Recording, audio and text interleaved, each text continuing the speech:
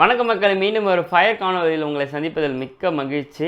இந்த காணொலியில் நம்ம என்ன பார்க்க போகிறோன்னா ஸ்டாக் மார்க்கெட்னா என்ன, ஒரு ஷேரோட ஸ்டாக்கோட ப்ரைஸ் ஏன் ஏறுது இறங்குது, இந்த பை செல் எப்படி நடக்குது, ஒரு நீங்கள் இன்வெஸ்ட் பண்ணுறீங்களா இல்லை ட்ரேட் பண்ணுறீங்களா, டிஃப்ரெண்ட் டைப்ஸ் ஆஃப் இன்வெஸ்டர்ஸ்னால் என்ன, டிஃப்ரெண்ட் டைப்ஸ் ஆஃப் ட்ரேடர்ஸ் என்ன அப்படின்ற மாதிரி கம்ப்ளீட் டீட்டெயில்ஸ் தான் மக்களே இந்த காணொலியில் நம்ம ஃபயர் சீரீஸில் பார்க்க போகிறோம். வாங்க என்னோட காணொலிக்குள்ளே போகிறோம். நம்ம போன காணொலியில் ஒரு கம்பெனி எப்படி ஐபிஓ ரிலீஸ் பண்ணோம், ஒரு கம்பெனி எப்படி பப்ளிக்லி ட்ரேடட் கம்பெனி ஆகுதுன்ட்டு நம்ம சொன்னோம். இப்போ ஒரு கம்பெனி ஷேர் மார்க்கெட் லிஸ்ட் ஆகி பப்ளிக்லி ட்ரேடட் கம்பெனி ஆகிட்டாலே அந்த கம்பெனி பற்றின எல்லா டீட்டெயில்ஸும் பார்த்திங்கன்னா அந்த கம்பெனியோட போர்டு மெம்பரோ அந்த கம்பெனி பப்ளிக்கு டிஸ்க்ளோஸ் பண்ணியே ஆகணும் மக்களே. அது நல்ல விஷயமா இருந்தாலும் சரி, கெட்ட விஷயமா இருந்தாலும் சரி, அந்த டீட்டெயில்ஸ் அந்த கம்பெனி டிஸ்க்ளோஸ் பண்ணியே ஆகணும். சரி, ஸ்டாக் மார்க்கெட்னா என்ன அப்படின்றத இப்போ நம்ம பார்ப்போம். ஸ்டாக் மார்க்கெட் நம்ம ஏற்கனவே சொன்ன மாதிரி ஒரு நம்ம ஏரியாவில் முனையில் கடையில் இருக்க மளிகை கடை கிடையாது. நம்ம போய் தேவையானதை வாங்கிக்க, இட் ஃபுல்லி எலக்ட்ரானிக்கலாக மாற்றியாச்சு அப்படின்ட்டு நம்மளுக்கு ஏற்கனவே நம்ம பழைய காணொலியில் பார்த்துட்டோம். நம்ம ஒரு சினாரியோ எடுத்துப்போம். கொஞ்சம் காலம் முன்னாடி நடந்தது தான். இப்போ இன்ஃபோசிஸ் எடுத்துப்போம். இன்ஃபோசிஸ் பார்த்திங்கன்னா கொஞ்சம் வருஷத்துக்கு முன்னாடி அடுத்து யார் சிஇஓ, அடுத்து யார் டாப் பொசிஷன் வரப்போகிறான்ற மாதிரி நிறைய டவுட்ஸ் அந்த மாதிரி விஷயங்கள்லாம் நடந்தது. அப்படின்னும் போது என்ன ஆகும்னா இந்த மாதிரி டவுட்ஸ்லாம் மார்க்கெட்டில் வெளியே வரவே மார்க்கெட்டில் என்ன நினச்சாங்கன்னா இன்ஃபோசிஸை ஒரு புது சிஇஓ கண்டுபிடிக்க கஷ்டப்படுவாங்க அப்படின்னு நினச்சிட்டு இன்ஃபோசிஸை ஷேர் ப்ரைஸை இறக்குனாங்க. இமேஜினரியாக ஒரு சிச்சுவேஷன் எடுத்துப்போம். 1000 ரூபாய் இருக்குது அப்படின்னா அதோட ஷேர் ப்ரைஸை ஒரு 700 800 இறக்கிட்டாங்க அப்படின்ற மாதிரி ஒரு இமேஜினரி சுச்சுவேஷன் எடுத்துப்போம். இப்போ இங்கே 2 விதமான மக்களை நம்ம பார்க்கலாம். நம்ம முன்னவே பழைய காணொலியில் பார்த்த மாதிரி ஷேர் மார்க்கெட் வெவ்வேறு வகையான மக்களை இன்வால்வ் ஆகுது, நிறைய விதமான எமோஷன்ஸ் இன்வால்வ் ஆகுது. இப்போ ஒருத்தர் நான் என்ன நினைக்கலாம், இன்ஃபோசிஸ் புது ஓனர் கண்டுபிடிக்கிறதுலாம் கஷ்டம்பா, இதுக்கப்புறம் அவ்வளோதான் இன்ஃபோசிஸ் அப்படின்ட்டு நான் நினைக்கலாம். ஆனால் இன்னொருத்தர் என்ன நினைக்கலாம், இன்ஃபோசிஸ்ன்றது ஒரு தரமான கம்பெனி, அந்த கம்பெனியில் நல்ல மேனேஜர்ஸ் இருக்காங்க, நிறைய ப்ராஜெக்ட்ஸ் இருக்குது, கண்டிப்பாக இந்த புது ஓனர் நல்ல ஒரு சிஇஓ டாப் மேனேஜ்மெண்ட்டை கண்டுபிடிச்சி அந்த பிரச்சனையை சரி செஞ்சுருவாங்க அப்படின்ட்டு இன்னொருத்தர் நினைக்கலாம். 2 பேரோட வியூவும் எக்ஸாக்ட் ஆப்போசிட்டாக இருக்கும். இப்போ நான் பாசிட்டிவாக நினச்சவன் போயிட்டு இன்ஃபோசிஸ் வாங்குவான், ஏன்னா இந்த ஷேர் கரெக்டாக இருக்குது, இந்த ப்ரைஸில் நம்ம இன்ஃபோசிஸ் வாங்கலாம்னு நினைப்பான். இது நெகட்டிவாக நினச்ச இது வேலைக்காகாது, நம்மள்ட்ட இருக்க இன்ஃபோசிஸை விற்றுருவோம் அப்படின்னு நினச்சிட்டு போய் இன்ஃபோசிஸை விற்கவும் பார்ப்பான். இந்த பாசிட்டிவாக நினைக்கிறவனு நெகட்டிவாக நினைக்கிறவனு என்ன பண்ணுவான், தன்னோட ட்ரேடிங் அக்கௌண்ட்டை ஃபஸ்ட்டு ஓப்பன் பண்ணி இன்ஃபோசிஸை பை செல் அப்படின்ட்டு கொடுப்பான். இப்போ இவன் இந்த இன்ஃபோசிஸ் பை செல் கொடுத்த அப்புறம் என்ன ஆகும் அப்படின்னு பார்த்தீங்கன்னா, உங்களோட ஸ்டாக் புரோக்கர் ஒரு சில விஷயத்தை செக் பண்ணுவாங்க. இது கரெக்டான உங்களோட அக்கௌண்ட்டா, உங்கள் அக்கௌண்ட்டில் பணம் இருக்கா அப்படின்ற மாதிரி விஷயம்லாம் பார்த்திங்கன்னா உங்களோட ஸ்டாக் புரோக்கர் செக் பண்ணுவாங்க. அப்படி செக் பண்ணிவிட்டு எல்லாமே கரெக்டாக இருக்குது அப்படின்னா ஸ்டாக் புரோக்கர் இந்த இன்ஃபர்மேஷன் ஸ்டாக் மார்க்கெட்டுக்கு அனுப்பி ஸ்டாக் மார்க்கெட் அதோட ஆட்டோமேட்டிக் அல்காரிதம் மூலமாக இந்த பை செல் டிரான்சாக்ஷனை லிங்க் பண்ணும். நீங்கள் 1 ஷேரோ 100 ஷேரோ 1000 ஷேர் எத்தனை ஷேர் வேணால் நீங்கள் பை கொடுக்குறீங்க அப்படின்னா அது எக்ஸாக்டாக வேறு ஒரு சேம் பர்சன்ட் தான் அது செல் வரணும்னு இல்லை. மல்டிபிள் பீப்புள் அதே ப்ரைஸில் உங்களுக்கு செல் கொடுத்துருந்தாங்கன்னா அந்த மல்டிபிள் இதுவை சேர்த்து உங்களுக்கு ஒரு செல் டிரான்சாக்ஷனாக அது இதுவாகும். அதுக்கு அப்புறம் பார்த்திங்கன்னா நம்ம ஏற்கனவே தெரிஞ்ச மாதிரி நம்ம பை கொடுத்துருந்தோன்னா நம்ம டிமேட் அக்கௌண்ட்டில் அந்த ஷேர் உட்காரும். செல் கொடுத்தவன் டிமேட் அக்கௌண்ட்லேருந்து அந்த ஷேர் போயிடும்.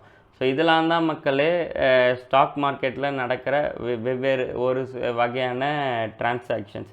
இப்போ நினைக்கலாம், சரி எப்போவுமே இந்த ஷேர் ப்ரைஸ் ஏறிக்கிட்டே இறங்கிட்டே இருக்குமா?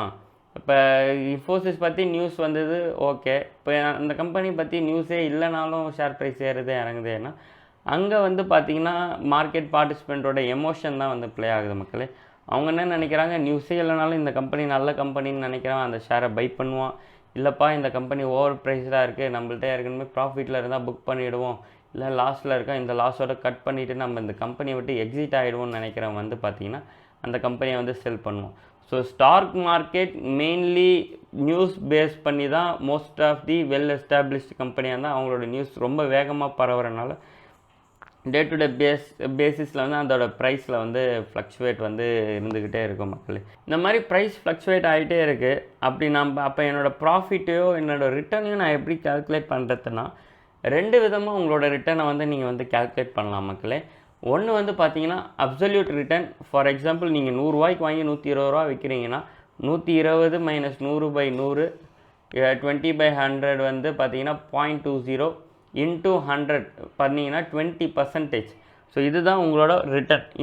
இந்த மாதிரி கால்குலேட் பண்ணுற ரிட்டர்னை வந்து பார்த்தீங்கன்னா அப்சல்யூட் ரிட்டர்னுன்றாங்க. இந்த அப்சல்யூட் ரிட்டர்னில் ஒரு பிரச்சனை இருக்குது. என்னென்னா வந்து பார்த்தீங்கன்னா, நீங்கள் எவ்வளோ டைம் பீரியடுக்கு அந்த ஸ்டாக்கை ஹோல்ட் பண்ணியிருக்கீங்க, அந்த டைம் பீரியடுக்கு உங்கள் ரிட்டர்ன் என்னன்றது வந்து இந்த அப்சல்யூட் ரிட்டர்ன் மூலமாக உங்களால் வந்து கால்குலேட் பண்ண முடியாது.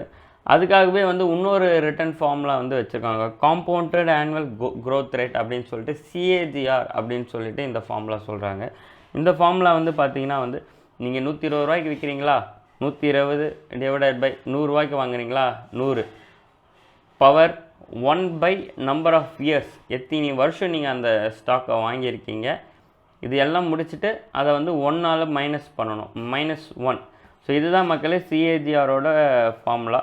ஸோ இந்த CAGR ஃபார்முலா நீங்கள் யூஸ் பண்ணுறதுனால என்ன ஆகுதுன்னா வந்து பார்த்தீங்கன்னா, நீங்கள் வந்து இத்தனை டைம் இவ்வளோ டைம் பீரியடில் இவ்வளோ ரிட்டர்ன் நீங்கள் வந்து எடுத்திருக்கீங்கன்றது அந்த டைமும் நீங்கள் சேர்த்து அக்கௌண்ட் பண்ணுறதுனால உங்களுக்கு வந்து ஒரு பெட்டர் அண்டர்ஸ்டாண்டிங், ஒரு பெட்டர் கிளாரிட்டி வரும் அப்படின்ட்டு சொல்லலாம். ஸோ இதுலேருந்து இன்னொரு கன்க்ளூஷன் நம்ம என்ன வரலான்னா, ஒரு ஸ்டாக்கை நம்ம ஒரு செகண்டும் நம்ம வந்து ஒரு செகண்ட்குள்ளேயும் வாங்கி விற்க முடியும், ஒரு நிமிஷத்துக்குள்ளேயும் வாங்கி விற்க முடியும், ஒரு நாளுக்குள்ளேயும் வாங்கி விற்க முடியும், ஒரு மாதம், ஒரு வருஷம், ஏன் லைஃப் லாங் நம்ம வாங்கிட்டு விற்காமலையும் இருக்க முடியும். ஸோ இந்த மாதிரி பண்ணுற மக்களை வந்து ஒவ்வொருத்தரை வந்து ஒவ்வொரு பேரில் வந்து கூப்பிடுறாங்க. முதல் இது வந்து பார்த்திங்கன்னா டே ட்ரேடர் அப்படின்றாங்க. இவங்க வந்து பார்த்திங்கன்னா ஒரு நாள் இன்றைக்கி வாங்கி இன்றைக்கே விற்றுருவேன் இந்த ஷேரை, இதில் என்ன ப்ரைஸ் ஏறுதோ என்ன இறங்குதோ அதை ஏற்ற மாதிரி என்னோடய ப்ராஃபிட்டை வந்து நான் புக் பண்ணுறவங்கள டே ட்ரேடர் அப்படின்னு சொல்லிட்டு சொல்கிறாங்க மக்களே. ரெண்டாவது பார்த்திங்கன்னா ஸ்கேல்பர் அப்படின்னு சொல்லிட்டு சொல்கிறாங்க. இவங்க என்னென்னா வந்து high quantity of shares very short period of time. For example ஒரு ஷேர் 100 ரூபா இருக்குது, நான் 1,00,000 ஷேர் வாங்குகிறேன் அப்படின்னா அந்த ஷேர் ப்ரைஸ் 100 ரூபா 10 காசு ஆகுது அப்படின்னா நான் உடனே போய்ட்டு அந்த 1,00,000 ஷேரையும் வந்து விற்கிறேன். ஸோ அந்த 10 காசு இன்ட்டு 1,00,000 10,000 ரூபான்றது என்னோடய ப்ராஃபிட். ஸோ இந்த ஷார்ட் பீரியட் ஆஃப் டைமில் ஹை வேல்யூ டிரான்சாக்ஷன் பண்ணுறவங்கள வந்து ஸ்கேல்பர் அப்படின்றாங்க. ஸ்விங் ட்ரேடருன்றவங்க வந்து 1 டே இல்லை இந்த ஷார்ட் டியூரேஷன் ஒரு குறிப்பிட்ட ஒரு வாரம், ஒரு 2 வாரம், இந்த மாதிரி ஒரு ஷார்ட் டியூரேஷன் டைம் வந்து எடுத்துப்பாங்க. இன்றைக்கி 2,000 ரூபாய்க்கு வாங்குறப்பா, ஒரு 2 வாரத்தில் ஒரு 2,500 ரூபாய்க்கு போகணும்னு எதிர்பார்க்குறேன் அப்படின்னா அந்த 2 வாரம் டைம் எடுத்துக்கிறவங்கள வந்து ஸ்விங் ட்ரேடர் அப்படின்னு சொல்லிட்டு சொல்கிறாங்க மக்கள். இது வந்து 3வது வகை. 4வது வந்து பார்த்திங்கன்னா க்ரோத் இன்வெஸ்டர் அப்படின்றாங்க. ஹைலி க்ரோத் ஆப்ஷன், நல்ல ஒரு ப்ராஃபிட் தரக்கூடிய கம்பெனி வந்து பார்த்திங்கன்னா க்ரோத் இன்வெஸ்டர் அப்படின்னு சொல்லிட்டு சொல்கிறாங்க. அந்த மாதிரி கம்பெனிஸில் இன்வெஸ்ட் பண்ணுற, for example 1990s Infosys HUL அந்த மாதிரி கம்பெனியில் வந்து இன்வெஸ்ட் பண்ணவங்க, அது வந்து ஒரு க்ரோத் இன்வெஸ்டராக இருந்திருப்பாங்க. அதுக்கப்புறம் வந்து வேல்யூ இன்வெஸ்டர் அப்படின்னு சொல்லிட்டு ஒருத்தரை சொல்கிறாங்க. வேல்யூ இன்வெஸ்டர் யாருன்னா வந்து கம்பெனி வந்து க்ரோத் ஃபேஸில் இருக்கோ மெச்சூரிட்டி ஃபேஸில் இருக்கோ அதெல்லாம் பிரச்சனை இல்லை, நல்ல ஒரு கம்பெனி, நல்ல ஒரு பிஸ்னஸ் மாடல், நல்ல ஒரு ஃபேர் ப்ரைஸில் எனக்கு வந்து கிடைக்கிது அப்படின்னு நினச்சி இன்வெஸ்ட் பண்ணுறவங்க வந்து பார்த்திங்கன்னா வேல்யூ இன்வெஸ்டர்.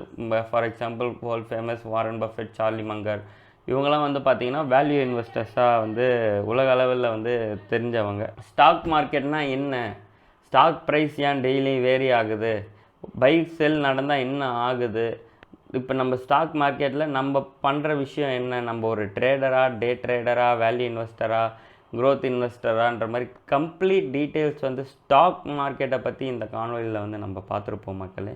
இந்த காணொலி உங்களுக்கு பயனுள்ளதாக இருக்கும்னு நான் நினைக்கிறேன். ஃபினான்ஷியல் நாலேஜுன்றது நம்ம புக்கு, ஸ்கூல், காலேஜ் நாலேஜோட ரொம்பவே இம்பார்ட்டன்ட்டுன்றது நான் நம்புகிறேன். ஸோ இந்த காணொலி உங்கள் நண்பர்களோட பகிருங்க. ஸோ எல்லாருமே சேர்ந்து வந்து ஃபினான்ஷியல் லிட்ரேட்டாக வந்து அடைவோம். ஸோ இந்த காணொலி உங்களுக்கு பிடிச்சிருக்கும்னு நினைக்கிறேன் மக்களே. இந்த காணொலி உங்களுக்கு பயனுள்ளதாக இருக்கும்ட்டு நான் நம்புகிறேன். இதே மாதிரி மீண்டும் வேறொரு தருணத்தில் வேறொரு காணொலியில் உங்களை நான் சந்திக்கிறேன் மக்களே. நமது சாகசங்கள் தொடரும், காத்திருங்கள். நன்றி, வணக்கம். இன்ஸ்டாகிராமில் ஃபாலோ பண்ணால் போய் ஃபாலோ பண்ணுங்கள் மக்களே. உடனுக்குடன் ட்ராவல் அப்டேட்ஸ், ரீல்ஸ், போஸ்ட்லாம் இன்ஸ்டாகிராமில் வரும். உங்களுக்கு எதாவது டவுட் இருந்தாலும் இன்ஸ்டாகிராமில் கேளுங்க, கண்டிப்பாக எனக்கு தெரிஞ்சால் நான் ரிப்ளை பண்ணுறேன். நம்ம மற்ற ட்ராவல் பிளேலிஸ்ட் லிங்க்கும் கீழே டிஸ்கிரிப்ஷனில் இருக்குது, கொஞ்சம் மறக்காமல் போய் செக் பண்ணி பாருங்கள், உங்களுக்கு பிடிக்கும்னு நினைக்கிறேன். எல்லா லிங்க்கும் வந்து உங்களுக்கு வந்து கீழே டிஸ்கிரிப்ஷனில் இருக்குது மக்களே.